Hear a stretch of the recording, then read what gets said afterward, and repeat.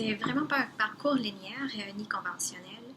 J'ai j'ai fait les sciences de la santé au cégep, mais j'ai vraiment pas très bien réussi et donc j'ai voulu abandonner les sciences complètement pour étudier l'histoire ou les langues. Mon père m'a fortement découragée parce qu'il m'a dit qu'un bac en histoire euh, me permettrait d'avoir un job à McDo. Puis les langues, c'est un passe-temps et non une profession.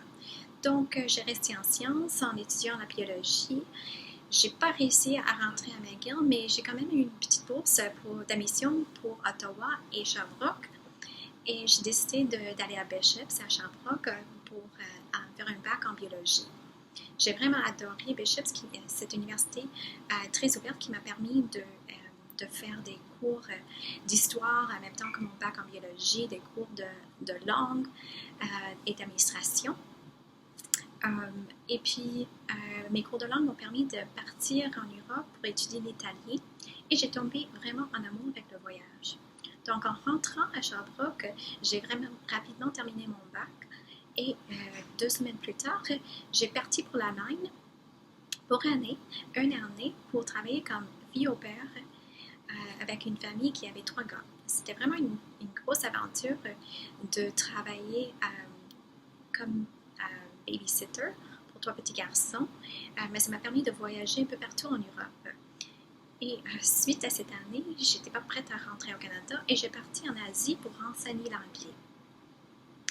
Suite à cette aventure, j'ai parti aux Caraïbes pour travailler sur des bateaux de croisière.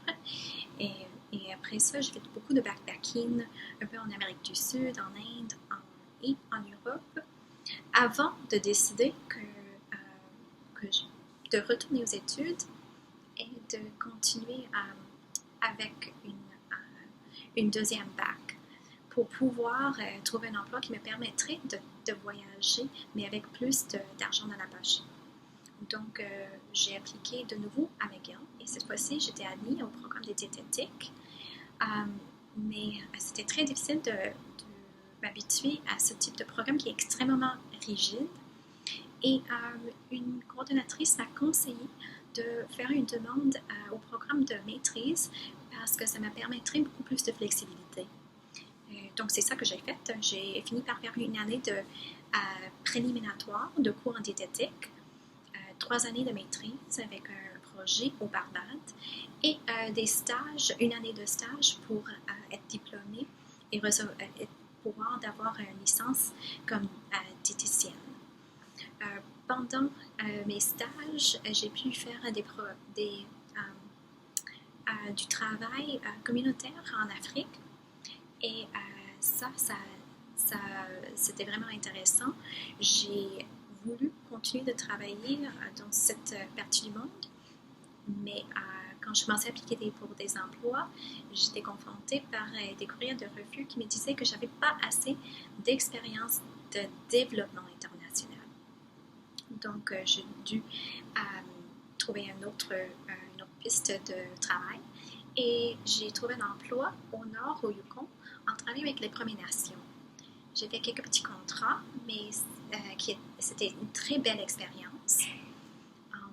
Et puis, j'étais de nouveau prête à retourner aux études. Il y avait une opportunité en particulier qui s'est ouverte à l'Université Laval. Donc, j'ai retourné à Laval pour faire un doctorat en nutrition. Et c'était un peu difficile de quitter le marché de travail avec un salaire de 70 000 pour un salaire de 18 000. Et j'ai pris un petit emploi de temps partiel qui était très difficile de travailler puis être aux études, mais ça m'a donné beaucoup d'opportunités en recherche, beaucoup d'opportunités pour publier, pour assister à des congrès. Et c'est ça qui m'a permis de me rattraper à mes collègues qui ont eu des parcours plutôt linéaires. Et ça m'a permis aussi d'avoir un dossier très complet et très compétitif.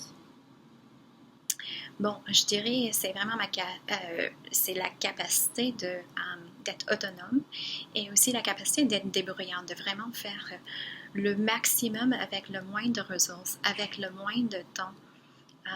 Et puis avec souvent pas beaucoup de supervision.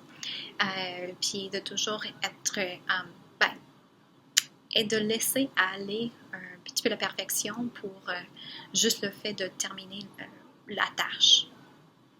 Donc, je pense que c'est vraiment une compétence ou des compétences qui se transfèrent à n'importe quel emploi ou sur le marché du travail.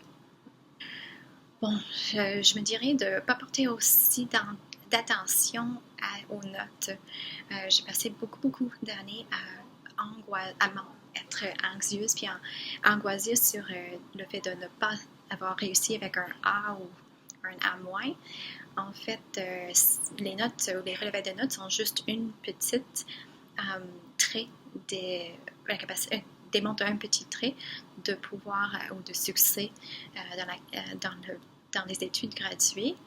Et même si on reçoit des B ou on n'a pas un code de 3,7 ou 4, on peut toujours réussir très bien avec la persévérance, aussi avec un peu être un petit peu stratégique, être opportuniste et aussi parfois travailler plus fort que les autres.